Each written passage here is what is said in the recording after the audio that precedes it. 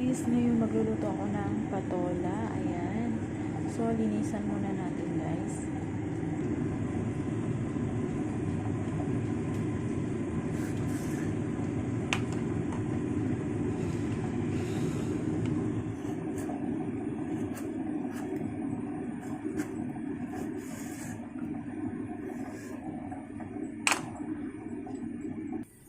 So, guys, ito na siya. Ayan na.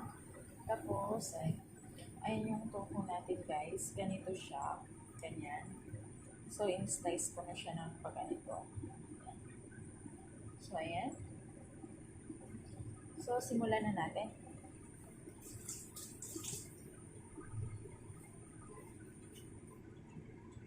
Guys, ayan na yung kawali ko. Nagpainit na ako dyan kanina. So, ang gawin natin, lagyan na natin ng langis.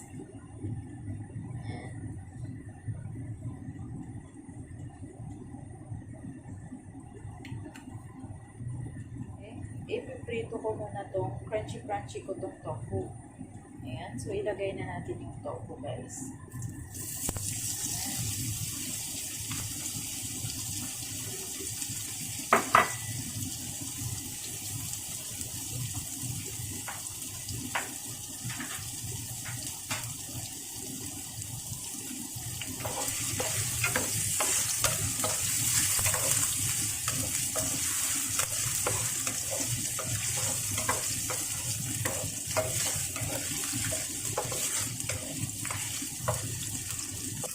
So, ayan na siya, guys. Okay na siya. Crunchy na siya. Alam niyo yun.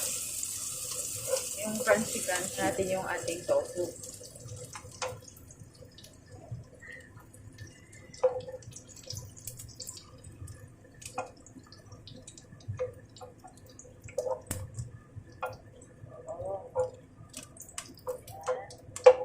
May nahulog pa. So, ayan na siya, guys. Tingnan nyo. Malutong-lutong siya. So, ayun. So, ang gagawin naman natin is, ilagay na natin yung, hindi ko na siya hugasan, guys, yung kawali. Ang gagawin ko na lang is, tanggalin ko yung ating kunting langis kasi masyadong madami siya. So, tanggalin ko muna. So, ito na lang siya, guys. Hindi ko na siya hinugasan. Kinuntian ko lang yung langis. Tapos, ilagay ko na yung luya natin. Ayan. Chuk. Ayan. So, ganyan-ganyanin lang natin yung luya. Sabi mo lang, pwede dagdagan konti. Pag yayamanin kayo sa luya, dagdagan yung konti. Para mabango-bango.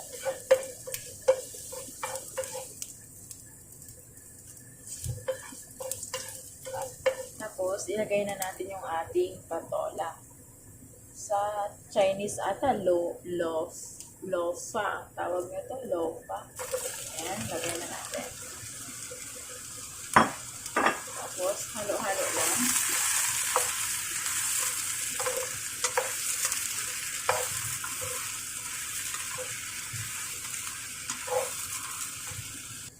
So, ayan na siya, guys. So, takpan ko na lang siya ngayon. Takpan natin. Ayan. At saka, huwag nyo lang lagyan ng tubig kasi nagtutubig naman yan siya habang tumatagal. So, ito, guys. Titingnan na natin. See? Yan, sabi ko sa inyo, huwag nang lagyan ng tubig kasi naglalabas naman siya ng tubig. Yan. Gawan ko kung naririnig nyo kasi puro ingay. O, diba? Magatas-gatas. Ayan, makatas-katas. O, nga.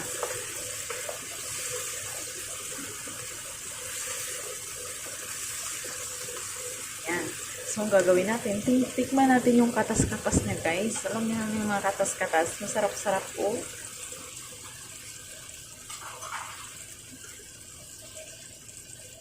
Yan. See?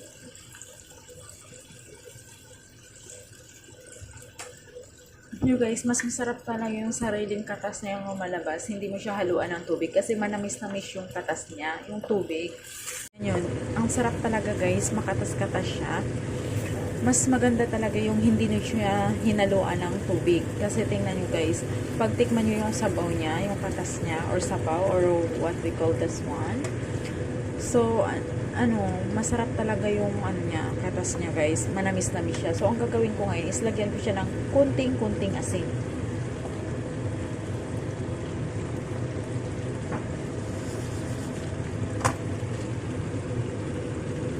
So, ito na yung kunting asin ko guys. Kunti lang talaga kasi allergy sila sa asin dito guys. Ayan.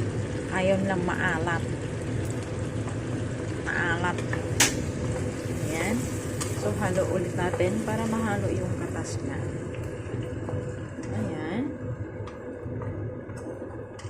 Ba, ang sarap na niya tingnan. Pero mas masarap to guys pag kinakain. Ano yun na? Gulay nga, diba?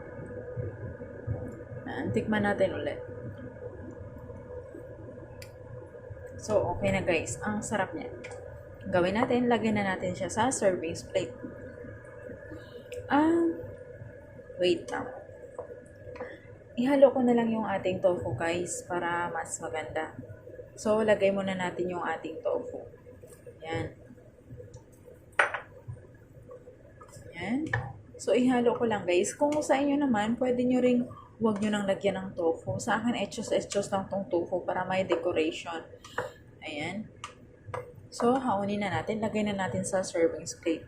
So, guys, ito na yung ating patola. Ayun, ganun lang siya kasimple, guys. Ayan, madali na. Nakagawa na naman tayo na easy recipe ng Taiwanese food. Ayan, tingnan nyo, guys. Masarap siya kasi makatas-katas eh. Ayan. Oh, no! So, sana, guys, mag-like and mag-subscribe ka rin kayo sa channel ko. Bye! Sana may natutunan din kayo.